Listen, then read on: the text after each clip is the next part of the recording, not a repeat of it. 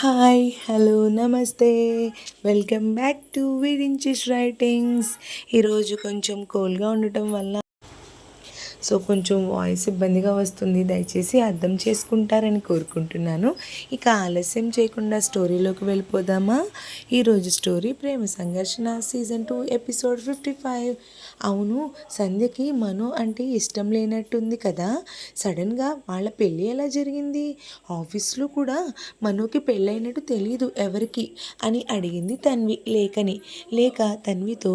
సంధ్యకి కూడా మనోహర్ అంటే ఇష్టమే, కాకపోతే ఏంటంటే పెళ్లి చేసుకోవడం వల్ల తన ఇంటర్న్షిప్కి బ్రేక్ ఇవ్వాల్సి వస్తుందేమో అని భయపడి మనోహర్ అంటే ఇష్టం లేదు అని అంది. అంతే. మనోహర్ మంచివాడని సంధ్యకి తెలుసు. పైగా తనకి స్టడీసు, ఇంటర్న్షిప్ ఇవన్నీ ఉన్నాయి కదా. అందుకే వాళ్ళ అన్నయ్య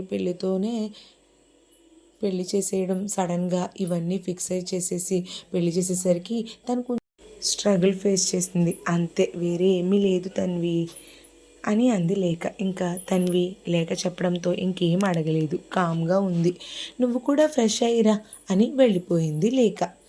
జంటలు రెండు దేవుడికి దండం పెట్టుకుంటుంటే ఫొటోస్ తీస్తున్నారు శ్రీకర్ లేక. వీళ్ళు ఇలా ఫొటోస్ తీస్తుండగా ఈలోపు మహేష్ షార్ట్తో వచ్చి, అరే ఏ రూమ్లోకి వెళ్ళి డ్రెస్అప్ అవ్వాలి అని అడిగాడు శ్రీకర్ని. శ్రీకర్ ఒక్క క్షణం ఆలోచించి, అదిగో ఆ కార్నర్లో ఉంది కదా డైనింగ్ టేబుల్ పక్కన, ఆ రూమ్లోకి వెళ్ళు అని చెప్పాడు. మహేష్ వెళ్తుంటే శ్రీకర్ మనసులో, తన్వి, ఇందాక నీ వల్ల నా కిస్ బ్రేక్ అయింది, నీకుంది ఇప్పుడు, అసలే మీ ఇద్దరికి పడదు, కొట్టుకు సావండి, మహేష్ని నీ రూమ్లోకే పంపిస్తున్నా అని అనుకున్నాడు మనసులో శ్రీకర్. మహేష్ వెళ్ళేటప్పటికి రూమ్ డోర్ వేసుంది.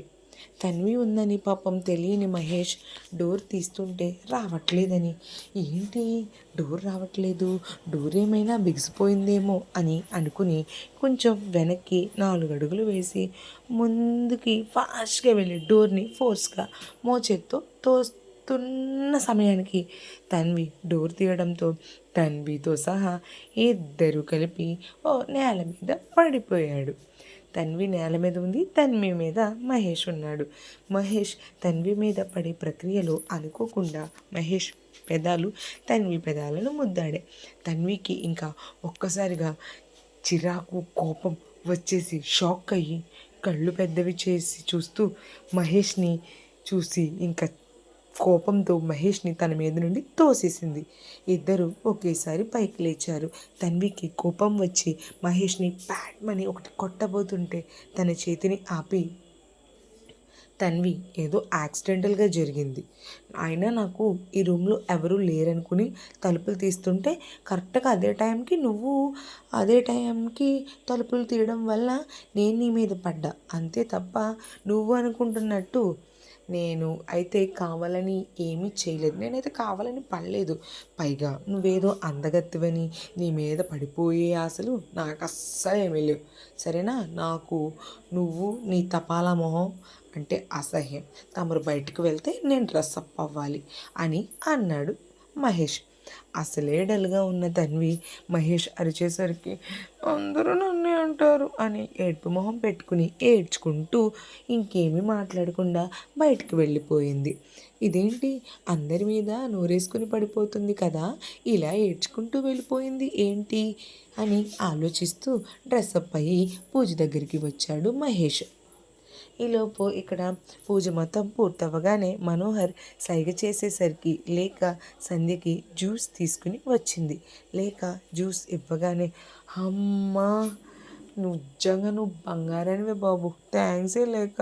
నీకు తెలుసా, ఇందాక నుంచి అస్సలే ఆకలికి ఉండలేను, అల్పప్రాణిని, టైంకి తీసుకొచ్చావు, బ్రతికించావే బాబు నన్ను, థ్యాంక్స్ అంటూ జ్యూస్ అందుకుంది సంధ్య.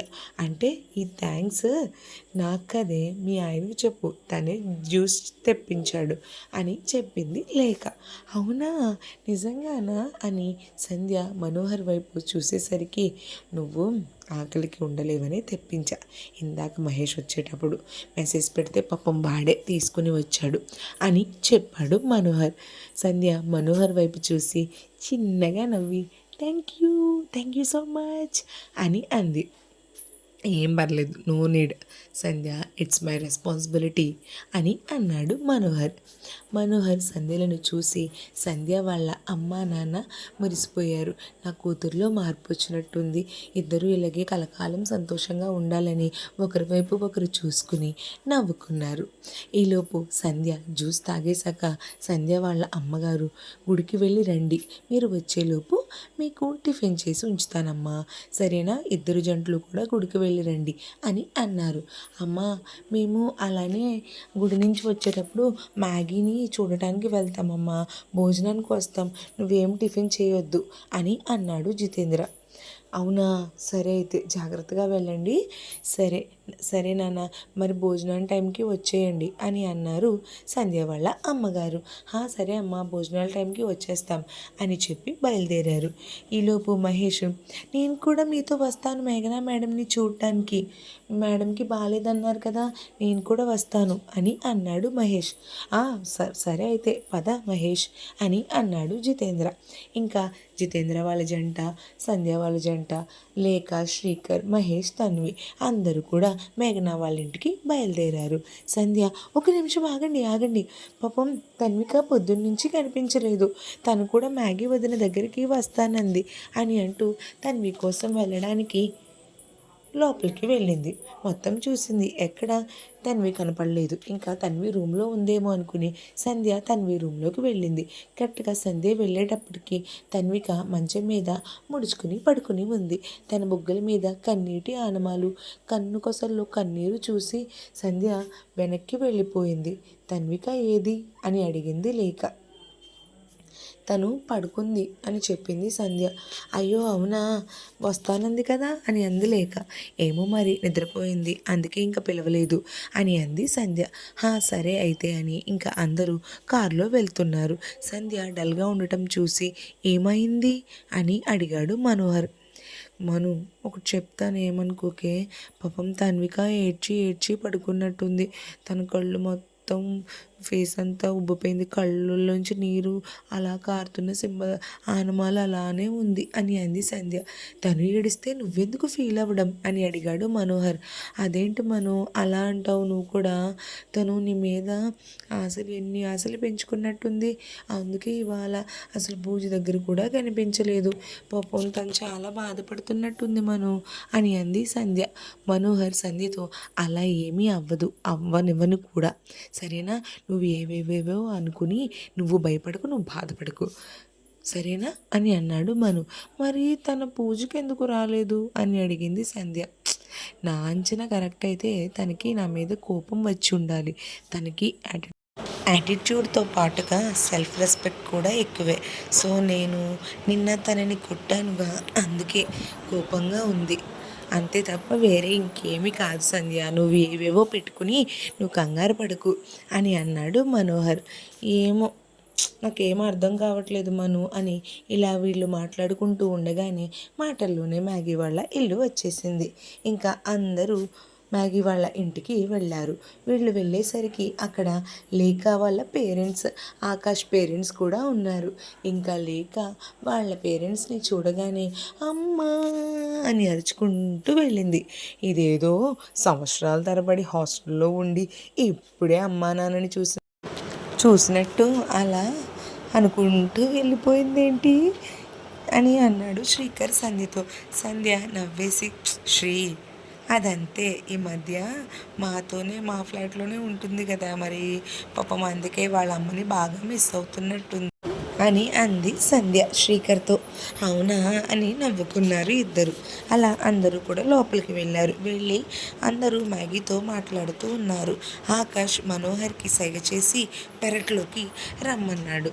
మనోహర్ పెరట్లోకి వెళ్ళాక ఆకాష్ వచ్చి, ఏమైంది, మీ ఆఫీసర్ ఏమైనా ఫోన్ చేశాడా, ఎంతవరకు వచ్చింది, ఆ సంజయ్ గురించి ఏమైనా ఇన్ఫర్మేషన్ తెలిసిందా అని అడిగాడు ఆకాష్.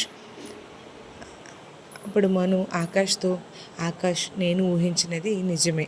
ఆ సంజయ్ ఆ జిమ్లోనే మెంబర్స్ని ఉపయోగించుకుని స్టూడెంట్స్కి డ్రగ్స్ సప్లై చేస్తున్నాడట. సంజయ్ అక్కడికి వారానికి ఒకసారి వస్తాడట. పాపం మన పృథ్వీ అలాగే అరవింద్ ఇద్దరు కూడా ఈ ఇన్ఫర్మేషన్ గ్యాదర్ చేయడానికి చాలా కష్టపడారు. అది కూడా వాడు ఆ సంజయ్ నైట్ టైమే వస్తాడట. బట్ నిన్నే ఉదయ్ను మీట్ అవ్వడానికి వెళ్ళాడు. వైజాగ్ రావడానికి ఇంకొక 3 వీక్స్ పైనే పట్టొచ్చు మళ్ళీ సంజయ్ రావడానికి అని చెప్పాడు మనోహర్. అంటే ఇప్పుడు పృథ్వీ అక్కడ 3 వారాలు ఉండాలా ఏంటి? 3 వీక్స్ అంటే టూ లాంగ్ కదా అని అడిగాడు ఆకాష్. అవసరం లేదు ఆకాష్, మేము సైన్ చేసిన ఆఫీసర్ ఉన్నాడు కదా, సో మేము ప్లాన్ చేసిన ఆపరేషన్ పూర్తయ్యే వరకు అక్కడే ఉంటాడు అని అన్నాడు మనోహర్. ఆఫీసర్ ఉండేదానికి పృథ్వీని ఎందుకు బలి చేయడం? పాపం వాడు ఇక్కడికి వచ్చి ఇక్కడ ఎంజాయ్ చేస్తాడని చాలా ఆశపడ్డాడు. వాడిని చాలా ఇబ్బంది పెట్టేస్తున్నాం కదా పాపం అని అడిగాడు ఆకాష్. మా ఆఫీసర్కి పృథ్వీ గేట్ పాస్ రా ఆకాష్ అని అన్నాడు మనోహర్. ఏమోరా నీ కోడ్ లాంగ్వేజ్ ఆపి అర్థమయ్యేలా చెప్పు, నాకేం అర్థం కాలేదు. గేట్ పాస్ అంటే ఏంటి అని అడిగాడు ఆకాష్. అయ్యో అదేమీ కాదు, చెప్తాను విను. సంజయ్ ఆ జిమ్లో వాళ్ళందరికీ కొత్త వాళ్ళని ఎవరిని జిమ్లోకి రానివ్వద్దని వాళ్ళకి ఒక 4 days బ్యాక్ ఫుల్గా వార్నింగ్ ఇచ్చాడంట. మరి ఇలాంటి పరిస్థితుల్లో మా ఆఫీసర్ వెళ్ళి అక్కడ వీళ్ళని నీ జిమ్ము అని కొంచెం డిఫరెంట్గా బిహేవ్ చేసినా వాళ్ళు అసలు ఏమీ నమ్మరు. సో అందుకే ఇలాంటి పరిస్థితుల్లో మా టీంలో అతను వాళ్ళల్లో కలవడం చాలా కష్టం. అందుకే నేను ప్లాన్ చేసిన ఈ ఆపరేషన్కి ఎంత లేదనుకున్నా 3 నెలలు టైం పడుతుంది అని ముందే అనుకున్నా. అందుకే మా ఆఫీసర్ జిమ్లోకి ఎంటర్ అవ్వడానికి ముందే పృథ్వీని కూడా పంపించాల్సి వచ్చింది. లేదు అంటే మా ఆఫీసర్తోనే ఇదంతా చేయించేద్దును, కానీ బట్ పృథ్వీ వల్లే ఈ ఆపరేషన్ ఇంత బాగా జరుగుతుంది. సో అందుకే పృథ్వీని కూడా పంపించాల్సి వచ్చింది. బట్ సంజయ్ ఉదయ్ని ఎందుకు సడన్గా మీట్ అవ్వాలి అనుకుంటున్నాడో, మళ్ళీ ఏం ప్లాన్ చేయాలి అని అనుకుంటున్నాడో నాకు అదే అర్థం కావట్లేదు ఆకాష్ అని అన్నాడు మనోహర్. అంతా బాగానే చేసావు మను, ఎవ్రీథింగ్ విల్ బీ ఫైన్, నువ్వేమీ అంత టెన్షన్ తీసుకోకు సరేనా?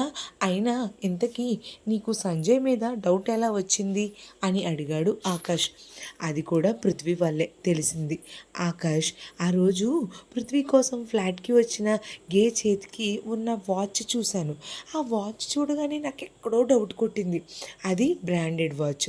అలాంటిది ఒక టీ కొట్టివాడు అంత బ్రాండెడ్ వాచ్ని కొనుక్కోలేడు. పైగా అది కాక అదే బ్రాండ్ని నేను ఎక్కడో చూశాను. ఎక్కడా ఎక్కడా ఎక్కడా అని ఆలోచించగా అప్పుడు నాకు స్ట్రైక్ అయింది. సంజయ్ని వాళ్ళందరినీ మేము అరెస్ట్ చేయించిన రోజు, అలాగే ఆ రోజుని వాడు పారిపోయినప్పుడు వర్ష వాళ్ళ నాన్నగారు పట్టుకోవడానికి ప్రయత్నిస్తున్న సమయంలోనే సంజయ్ చేతి నుండి వాచ్ పడిపోయింది. సో తీరా అప్పుడు ఆలోచిస్తే నాకు గుర్తొచ్చింది వాళ్ళు పారిపోయారు అనే దానికి ఎవిడెన్స్ కింద ఆ వాచ్ని మా డిపార్ట్మెంట్ వాళ్ళం దాచి ఉంచాం.